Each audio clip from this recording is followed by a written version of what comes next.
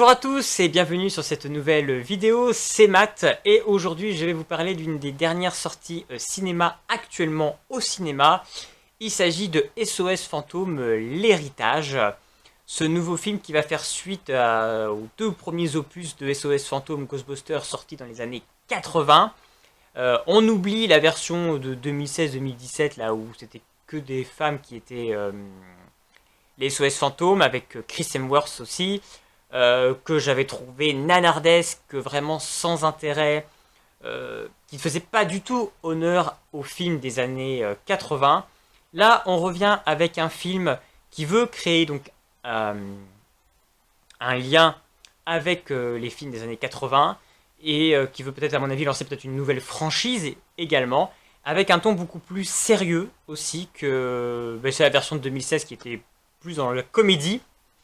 Parce que c'est vrai que si on prend quand même SOS Fantôme des années 80, c'est un film qui hésite entre deux genres, entre un côté un petit peu horrifique et un côté comédie, même si la comédie l'emportait peut-être, mais il y avait un certain cocktail. La version 2016 était clairement que comédie, et c'était même plus... Enfin, c'était vraiment pas trop intéressant, c'était vraiment trop comédie, trop dans l'humour, mais même pas drôle en fait. Et ça partait de l'intérêt, parce que Ghostbusters, voilà. Et parce qu'on veut un côté quand même un petit peu avec une histoire, un petit peu avec de l'aventure. Et là, concrètement, avec cette version 2021 donc de SOS Fantôme, l'héritage, le réalisateur, donc qui est le fils du réalisateur des films des années 80, Rittman, va essayer donc de nous proposer un film plus aventureux, un peu dans la veine de la série Stranger Things. C'est pas un hasard, je pense, si on retrouve l'acteur donc de cette série Stranger Things, Finn Wolfhard, qui est très bien dans ce film et qui est très bien dans ce rôle. On a un film, je trouve, même s'il veut se faire passer en 2021, assez rétro. J'ai quand même retrouvé qu'on avait un esprit des films qu'on pouvait voir dans les années 80, fin 70. On a un esprit, je trouve, un peu différent quand même de les SOS Fantômes des années 80. Mais plus dans un film un peu à la Spielberg, que ce soit les Goonies par exemple, je trouve qu'on est plus dans cette veine-là. Que ce soit Goonies, que ce soit Gremlins, je trouve qu'on est vraiment plus dans un esprit comme ça, avec un film un peu plus sombre, on va dire, un peu plus qui va vers plus sur l'horrifique, même si l'humour a une grande place dans ce film à travers différents personnages. Paul Rudd, entre guillemets, l'acteur Paul Rudd est assez drôle dans ce film. Et le petit gamin aussi podcast joué par Logan Kim aussi apporte cette touche d'humour. Mais on est plus voilà, sur un film, je trouve, un concept avec un univers qui va s'installer, avec un côté plus sombre, plus horrifique, plus avec ces enfants qui vont devoir élucider un mystère, avec des créatures qui vont surgir. Voilà, on est dans un film d'ambiance. Et c'est vrai que le film a certaines longueurs par moment, ça peut être le défaut. Par exemple, au début, c'est vrai qu'on prend le temps de poser ces nouveaux personnages, ce qui est très bien, c'est une très bonne chose, c'est le gage d'un bon film.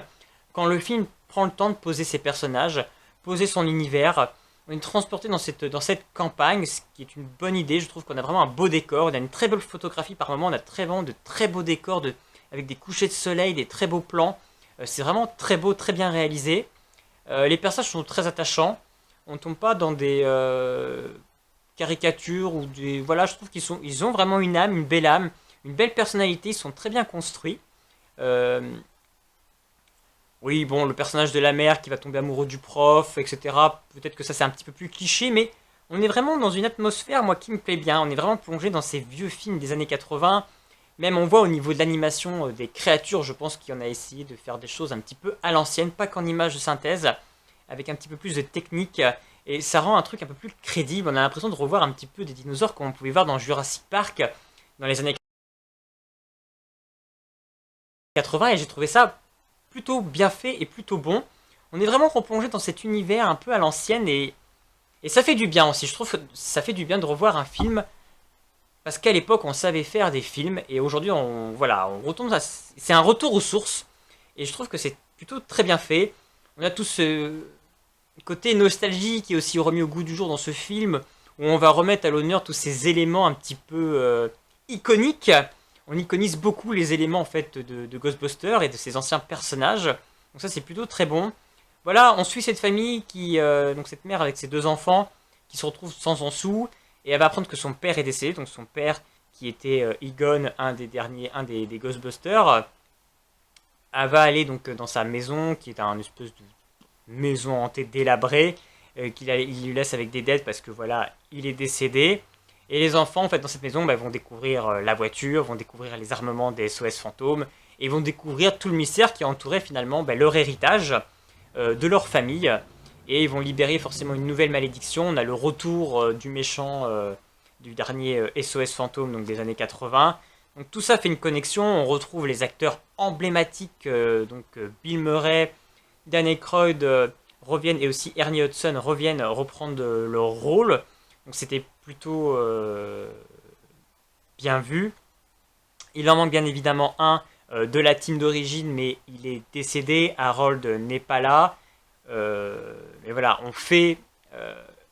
au début du film, on explique sa mort et pour instaurer l'histoire.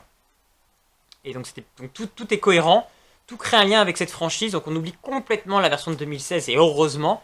Et ça crée une entité, on joue sur un côté bien sûr nostalgie en faisant revenir les anciens acteurs, mais tout en insérant vraiment ces nouveaux personnages pour créer aussi une nouvelle franchise, dynamique, intéressant, avec, moi j'ai trouvé le film plutôt fun, réussi.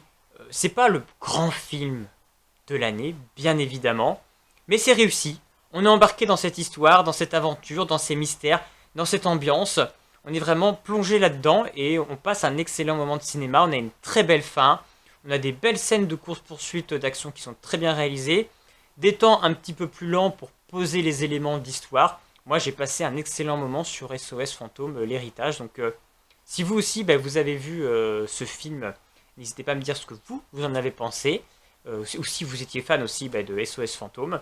Et puis en attendant, bah, on se retrouve bientôt pour une prochaine vidéo. A bientôt!